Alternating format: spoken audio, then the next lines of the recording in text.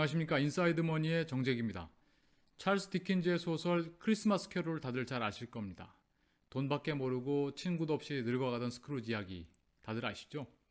모두가 사랑하는 가족이나 친구들과 즐겁게 보내는 크리스마스 이브에도 이 스크루지는 혼자서 지내죠. 한밤중에 자신을 찾아온 죽은 친구의 혼령과 만나면서 자신의 과거와 현재 그리고 미래를 여행하는 그런 이야기죠. 그리고 나서는 완전히 새로운 사람이 되었다. 이런 이야기입니다. 여기까지는 다들 잘 아실 겁니다. 그런데 이 스크루지 이야기랑 머니 스크립트를 한번 연결해 보면 어떨까요? 스크루지는 어떤 머니 스크립트를 갖고 있었을까요?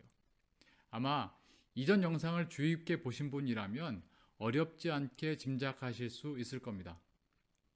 소설에서 작가가 어떤 시점을 갖느냐에 따라서 소설의 내용이 좀 달라지지 않습니까? 1인칭 주인공 시점, 3인칭 관찰자 시점 이런 거 있지 않습니까? 네, 그 중에서 전지적 작가 시점이라고 있죠.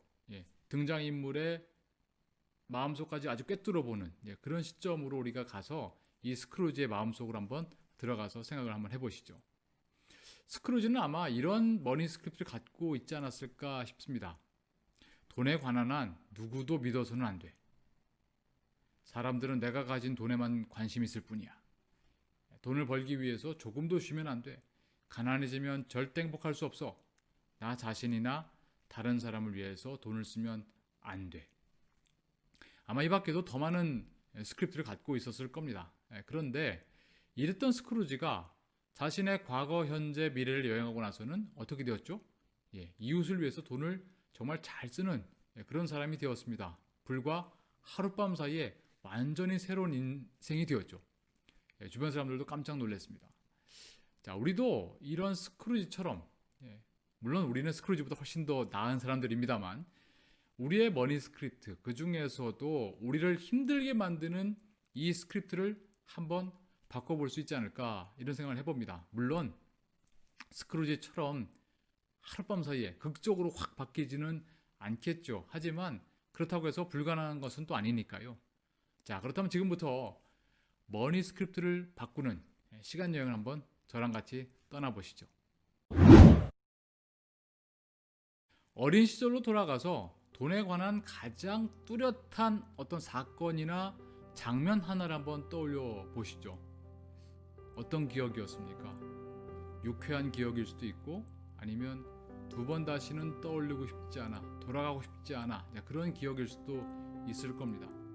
또 어찌 보면 정말 별것 아닌 그런 일일 수도 있습니다.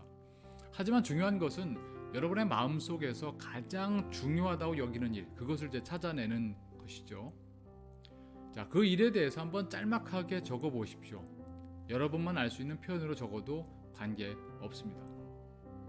그 다음엔 그 문장 옆에 그 당시 느꼈던 감정을 표현하는 단어를 한번 적어 보십시오. 예를 들면 분노, 좌절, 슬픔, 곤란함, 행복, 흥분, 기쁨, 부끄러움, 아픔, 고통, 두려움, 정말 다양한 감정을 표현하는 단어들이 있는데 그 중에서 당시에 내가 느꼈던 감정을 표현해 줄 수 있는 단어, 그걸 한번 적어 보시는 겁니다. 그 감정이 강렬할수록 여러분의 머니 스크립트에 많은 영향을 주었을 가능성이 높다라는 거 짐작할 수 있겠습니다. 그 다음에 할 일은 그 돈에 관한 경험을 통해서 여러분이 배운 교훈을 한두 문장 정도로 한번 요약해서 적어보는 겁니다. 예를 들면 이런 거죠. 내 머니 스토리의 교훈은 무엇이다 라거나 나의 경험을 토대로 돈과 돈의 작용에 대해서 내가 배운 것은 무엇이다, 이렇게 한번 적어 보시는 겁니다. 여기까지가 돈에 관한 머니 스크립트 과거 여행이 되겠습니다. 이제 현재로 돌아올 차례입니다. 여러분이 믿고 있는 머니 스크립트 중에 하나를 한번 꺼내 보시죠. 앞서 말씀드렸던 과거의 기억과 관련된 것이면 더욱 좋겠습니다. 우선 그 머니 스크립트가 잘 들어맞는 경우를 한번 적어 보십시오. 아마 많은 경우가 있을 겁니다. 너무나 당연한 일이죠. 어떻게 보면요. 그 다음에는 그 머니 스크립트가 맞지 않는 상황은 또 어떤 게 있을까 한번 또 적어 보십시오. 어쩌면 잘 생각이 안 날 수 있습니다. 왜냐하면 이거 너무 당연한 거다라고 우리는 보통 받아들이거든요. 하지만 곰곰이 생각해 보시면 적어도 한두 가지 경우는 찾아낼 수 있으실 겁니다. 예를 들면 이런 거 있겠죠. 나는 돈을 쓸 자격이 있어. 이런 머니 스크립트가 있다고 해보겠습니다. 이때 잘 들어맞는 경우는 이런 거죠.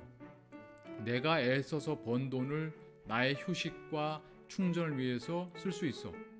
또는 나의 역량을 끌어올리기 위해서 나에게 돈을 투자할 수 있어. 네, 맞습니다. 100번, 1000번 지당하신 말씀입니다. 하지만 이렇게 생각해 볼 수도 있지 않을까요? 그렇다고 해서 내가 번 돈 이상을 쓰는 것은 위험해. 또는 잠깐의 만족을 위해서 돈을 쓰고 오랫동안 그것을 해결하느라 고생하는 건 옳지 않아. 네, 어떻습니까? 아마 이와 비슷한 경험을 하신 분들이 많이 계실 줄 압니다. 솔직히 말하면 저도 이런 머니 스크립트 영향을 받아서 실수한 적이 많이 있습니다. 아마 다른 머니 스크립트도 마찬가지일 겁니다. 자, 여기까지가 현재 여행 되겠습니다. 이제 미래로 가볼까요? 만약에 현재 갖고 있는 이 머니 스크립트대로 앞으로도 계속 살아간다면 장래에 어떤 일이 생길까 한번 상상해 보시죠. 나는 억세게 운이 좋아서 환상적인 미래가 그려져. 이런 분도 계실 겁니다. 좋습니다. 그렇게 되기를 저도 응원하겠습니다. 하지만 뭔가 좀 충분하지 않다거나 불만족스러운 장면이 떠오르신다면 어떻게 할 수 있을까요? 맞습니다. 미래를 한번 우리가 바꿔봐야 되지 않을까요? 네. 이제 남은 단계는 머니 스크립트를 이제 다시 쓰는 겁니다. 정확히 말하자면 완전히 새로 쓰는 건 아니고 기존의 머니 스크립트를 약간 변형시키는 거죠. 앞서 예시로 들었던 나는 돈을 쓸 자격이 있어 라는 이 머니 스크립트의 새로운 버전은 아마 이렇게 쓸 수 있을 겁니다. 나는 지금 가진 돈의 범위 내에서 나의 가족의 필요를 충족시키는 데에 돈을 쓸 수 있어. 좀 다르죠? 또는 나는 돈을 계획적으로 사용하면서 돈에 휘둘리지 않는 삶을 살 수 있어. 어떻습니까? 좀 더 멋있는 문장으로 쓰고 싶으신 욕구가 생기시나요? 예, 그렇지만 그거 너무 애쓰진 마십시오. 그보다는 나를 움직일 수 있는 내가 변화를 좀 하고 싶다라는 그런 마음이 들 수 있도록 하는 여러분만의 표현으로 솔직하게 쓰시는 게 중요합니다. 이게 뭐 사실 누구한테 보여주기 위해서 쓰는 건 아니잖아요. 그리고 할 수 있다면 그 작은 카드 같은 데 써놓고 돈에 대한 결정을 할 때마다 한번 꺼내보시는 것도 도움이 될 겁니다. 그리고 그런 과정에서 좀 더 적합한 어떤 표현이나 내용이 생각났다. 그렇다면 그렇게 바꿔보시는 거죠. 그러는 사이에 여러분의 머니 스크립트는 전 세계에서 유일한 오직 나만을 위한 돈에 대한 좌우명이 되어 있을 겁니다. 여러분의 삶도 그만큼 풍성해졌을 거란 것도 당연한 결과겠죠. 부디 여러분의 건투를 빕니다. 끝까지 함께 해주셔서 감사드립니다. 지금까지 인사이드 머니의 정재기였습니다.